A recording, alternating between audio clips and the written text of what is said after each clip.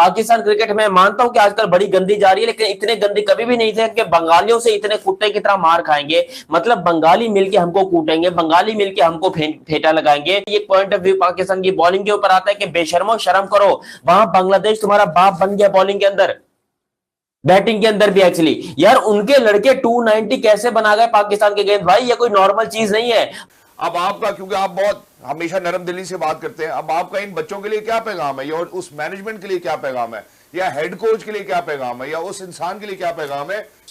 मैं ये नहीं कह रहा कि आप लंबा शो कर दें, यहाँ पे छोटी पार्टनरशिप भी तो हो सकती थी। Having said that, यार, do you have the skills, you know, do you have the techniques and do you have the batters that actually you can actually stay on there for longest period of time to score some runs and healthy some runs? अगर आप responsibility नहीं लेंगे, structures obviously जो again Bajid वाली सारी बातें हैं, quick fix पे जाते रहो तो आपका बनेगा कुछ नहीं। जवान ने कसम खाई हुई है कि वो तो मैच नहीं जितवाएगा। वो जो पुराना क्लिप आता है ना बांग्लादेशी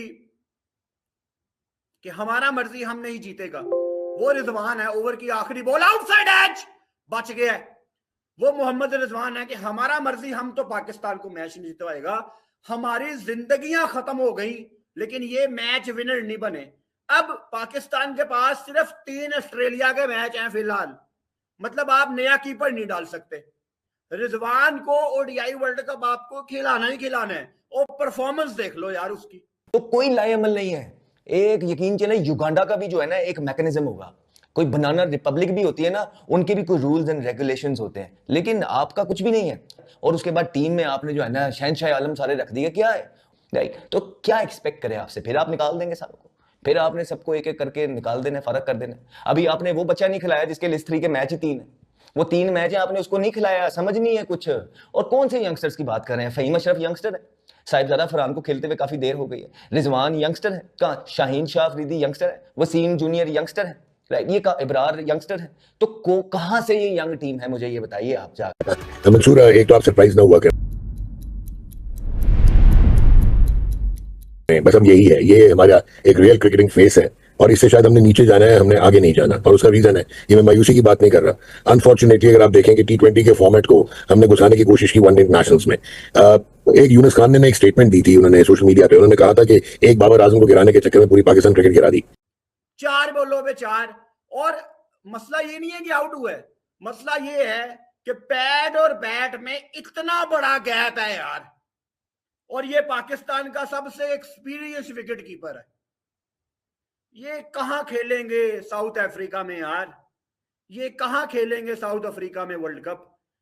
ये तो मुझे वर्ल्ड कप अभी नजर आ रहा है, और इसमें कोई ज्यादा दिमाग लड़ाने की जरूरत नहीं है आपको कि वर्ल्ड कप में पाकिस्तान का क्या होगा। 18th ओडीआई हमने खेले जनवरी 2025 से लेके पिछले मैच तक, जिसमें 33 प्लेयर्स हमने ट्राई किए हैं, और 20 प्लेयर्स वो हैं जिन्होंने 6 या 6 से कम मैच, 1 तक मैचेस खेले हुए हैं। तो आप इसी में 4 कोचेस भी आ जाते हैं। तो आप जो नीचे टीम गई है या डाउन द हिल जा रही है, उसकी वजूहत प्लेयर्स को भी कह सकते हैं, लेकिन इन कोचेस को भी कह सकते हैं। और इन कोचेस को जो लाए उनकी भारी जिम्मेदारी थी कि अपनी टीम को कैसे बना रहे हैं। बाकी बात करते हैं बांग्लादेश की, हम कम्पीट नहीं कर पा रहे बांग्लादेश से। अगर हम बात कर रहे हैं पाकिस्तान की इस मायूस कारकर्दगी का, रोना रो रहे हैं, लेकिन आपकी क्या राय है इमरान इस टीम को देखते हुए? ना तो जिस तरह की परफॉर्मेंस है, जो उन्होंने आउट क्लास किया है, कि ये वो कहा जाता है ना कि जवाल है कब खत्म होगा, ये नहीं होता। क्योंकि आप जितना मर्जी नीचे चलते चले जाएं, आप गिरते चले जाएंगे, और कोई रुकने वाला सामान नहीं है पाकिस्तान में।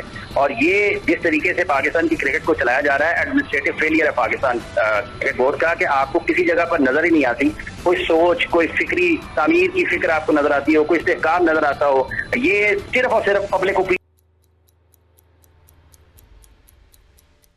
अपनी अपनी सीटों को बचाने के लिए पाकिस्तान के नौजवान क्रिकेटर्स ये बड़े अच्छे होंगे, लेकिन क्या तैयार हैं या नहीं? इन्होंने दर्जनों खिलाड़ियों को खिला दिया है, और पाकिस्तान की क्रिकेट का इन्होंने उस जगह पर लेकर गए हैं कि जहां पर आप लोग ये पूछ रहे देखते हैं यार ये पाकिस्तान की टीम है। मैंने ये पट्टी अपने मुंह पे बांध लेनी है, मैं फिर हमेशा इस पट्टी के साथ जिसको कहते हैं ना आया करूंगा। कुछ बोलने को बचा ही नहीं है। आज बांग्लादेश के तंजीद ने जिस तरीके से बैटिंग की, दूसरा ओवर हारिस रऊफ करने आया है, हारिस रऊफ को उसने उस ओवर के अंदर रच रख के पेला है। कि जो अनफॉर्चुनेट चीज़ है वो ये है कि हमारी क्रिकेट इज टोटली इररिलेवेंट। और मुझे माइक हैसन की फिलॉसफी समझ नहीं आई कि total over dependence on bits and pieces और T20 की अप्रोच को वो घुसाने की कोशिश कर रहे हैं इन ओडीआईज।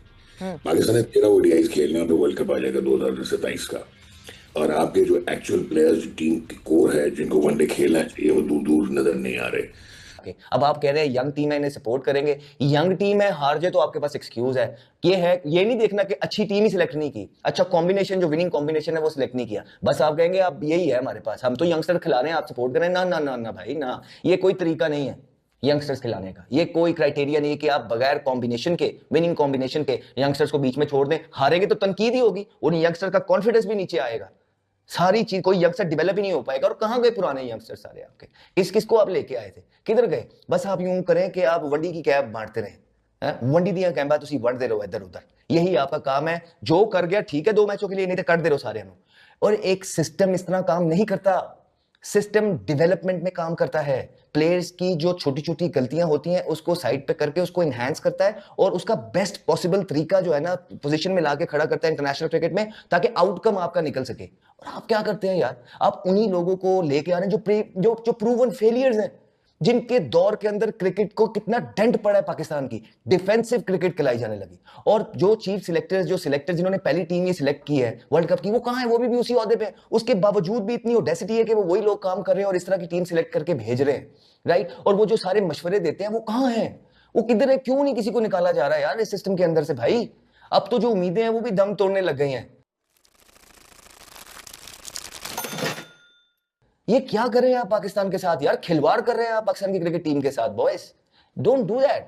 अब आपको देखने में मिलेगा, ऑलरेडी ये चीजें स्टार्ट हो गई, जो मैनेजमेंट साइड है वो प्लेयरों पे डालेगी, जो प्लेयर है वो मैनेजमेंट पे डालेंगे। अब पाकिस्तान के बॉलर्स को हमारी नंबर 1 बॉलिंग पे तुमने माँ बहन है तल दी, तुम्हें तलम नहीं आते, तुम हमारे बंगाली भाई हो।